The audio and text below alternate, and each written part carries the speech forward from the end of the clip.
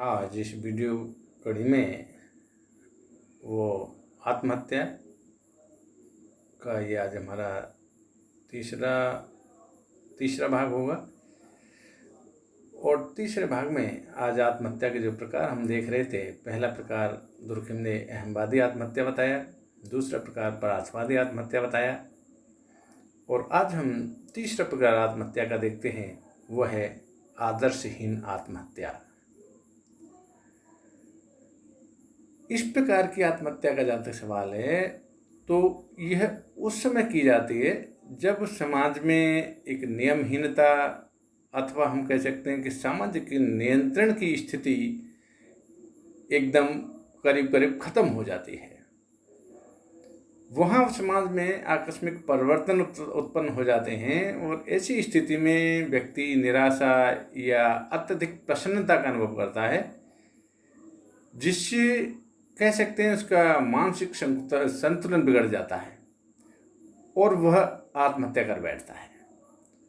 इस प्रकार की आत्महत्याएं सामान्यतः आर्थिक संकट के समय अथवा पारिवारिक व वैवाहिक जीवन में भी हम कह सकते हैं कि आदर्शहीन की स्थिति में आत्महत्या की जाती हैं।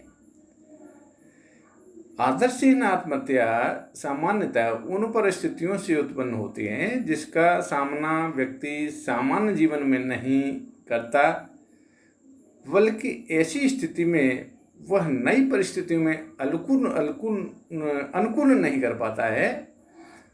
उसका सामाजिक संतुलन बिगड़ जाता है, समूह का नियंत्रण उसके ऊपर समाप्त हो जाता है, जिससे इस प्रकार की आत्महत्याओं को बढ़ावा मिलता है। यानी वहाँ समाज के जो नियम हैं, कानून हैं, हमारे रीति रिवाज हैं, प्रथाएं, वो परंपराएं, वो कह सकते हैं बिल्कुल नियंत्रणहीन हो जाते हैं, वो व्यक्ति के व्यवहार को नियंत्रित नहीं कर पाते हैं।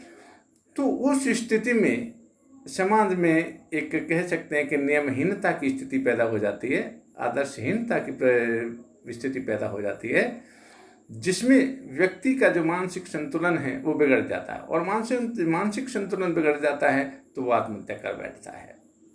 आदर्शहीन आत्महत्या को हम इस तरीके से भी समझ सकते हैं, जिसमें दुर्खिम ने बताया कि जब सामाजिक नियमों का प्रभाव कमजोर पड़ जाए, लोग मनमाने ढंग से अपनी आवश्यकताओं की पूर्ति करने लगे, तब समाज में एक अव्यवस्था फैल जाती है। आर्थिक तथा अन्य प्रकार के संकट सामाजिक नियंत्रण की शिथिलता के लिए वहाँ उत्तरदायी होते हैं। समाज की इसी अवस्था को दुर्खिम ने आदर्शहीनता या एनोमी नाम दिया। इस दशा में लोगों का मार्गदर्शन करने के लिए उनके सम्मुख कोई कह सकते हैं कि आदर्श नियम या कानून नहीं रहते, तथा वे दिशाहीन होकर मनमाना व्यवहार करने लग जाते हैं। आदर्शहीनता की ये जो अवस्था है उसमें व्यक्ति विचलित व्यवहार की ओर अधिक मात्रा में प्रवृत्त होते हैं, ये भी कहा जा सकता है।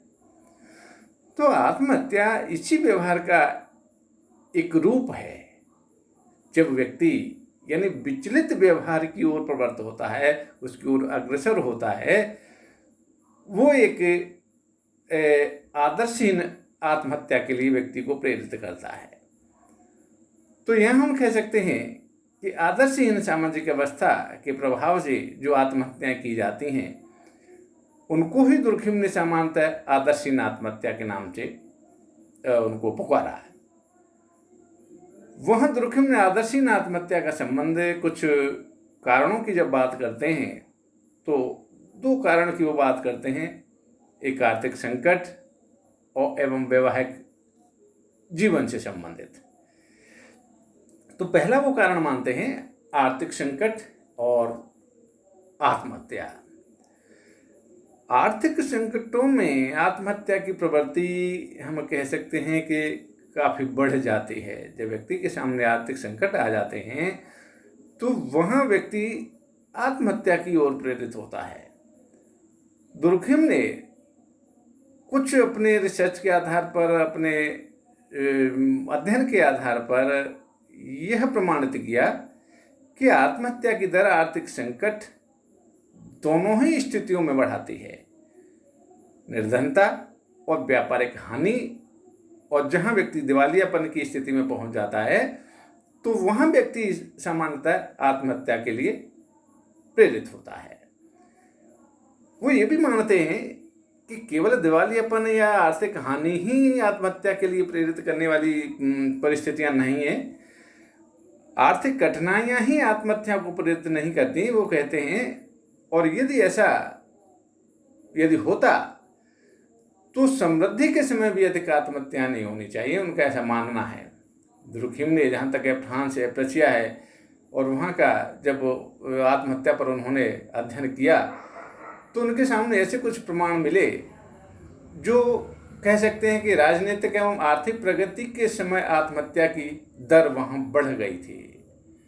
अधिक विपन्नता और अधिक संपन्नता दोनों ही दिशा में स्थितियाँ सामान्य नहीं होती हैं, आदर्श भुला दिए जाते हैं और नियमहीनता की स्थिति पैदा होती है।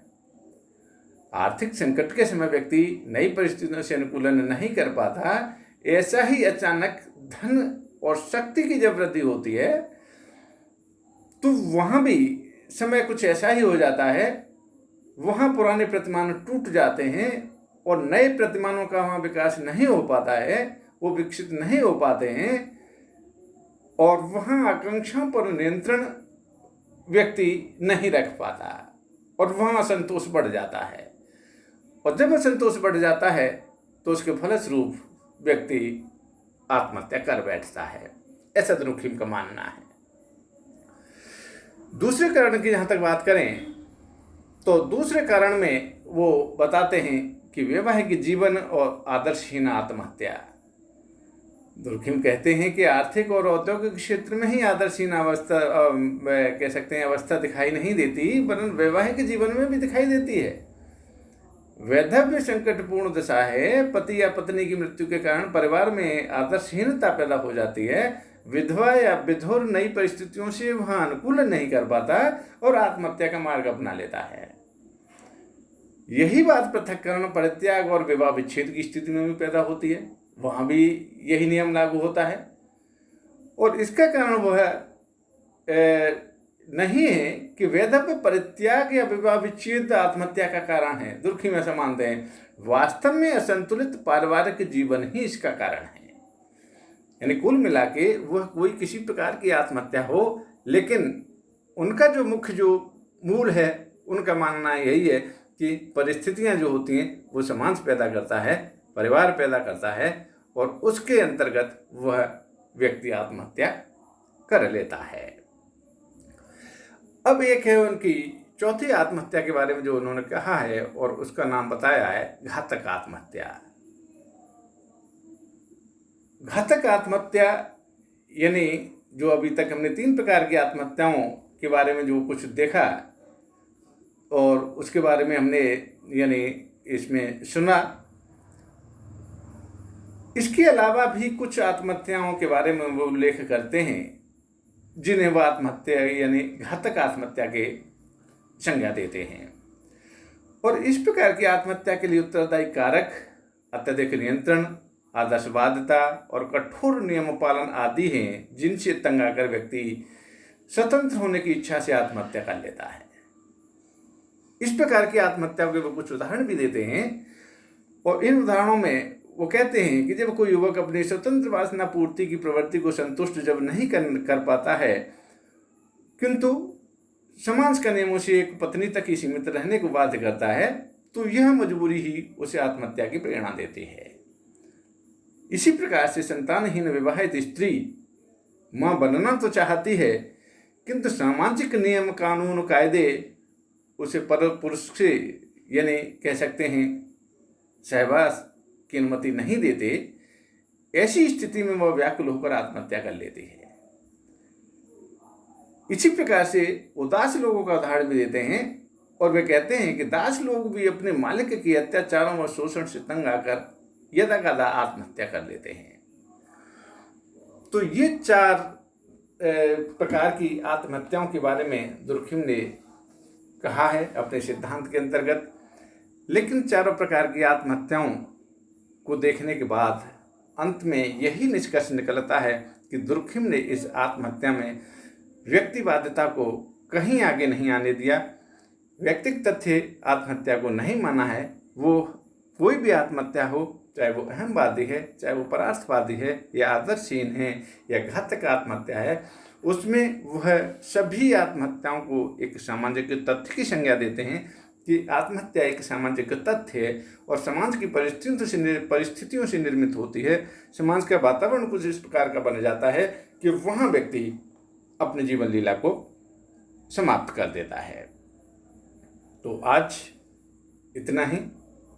आगे की वीडियो में हम बताएंगे कि कुछ समाजशास्त्रियों ने ये अपने अपने सिद्धांत दिए हैं, आत्महत्या के विभिन्न कारण बताए हैं, और उन विभिन्न कारणों के बारे में इमाइल दुर्खिम के क्या विचार हैं, ये हम अपने आगे वाले वीडियो में बताएंगे।